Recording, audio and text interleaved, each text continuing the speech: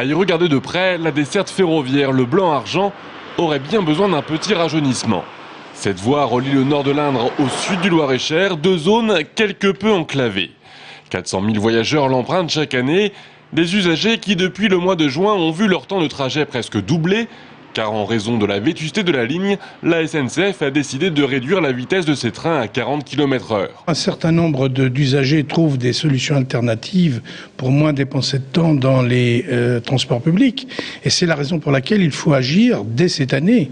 Et c'est la raison pour laquelle il faut faire en sorte que les travaux soient programmés en juin, juillet, août. Et c'est la raison pour laquelle il faut trouver une issue au financement avant fin février. Il faudrait au moins 14 millions d'euros pour engager cette rénovation. La région et Réseau Ferré de France participeraient chacun à hauteur de 4 millions d'euros. Toutefois, si elle veut bien servir de locomotive, la majorité régionale compte bien emmener avec elle les autres collectivités locales comme Wagon pour compléter la facture.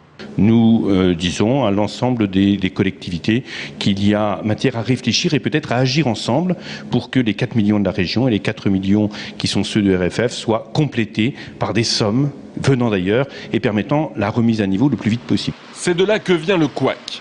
Le Conseil général du Loir-et-Cher ne l'entend pas de cette oreille et renvoie la région à ses responsabilités. Maintenant, la région qui finançait avant 30 millions d'euros par an sur les routes ne les finance plus.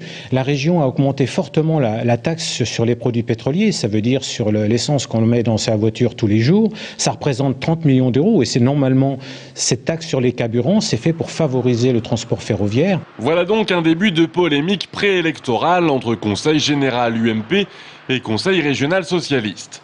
Pendant ce temps, les mauvaises herbes continuent de pousser.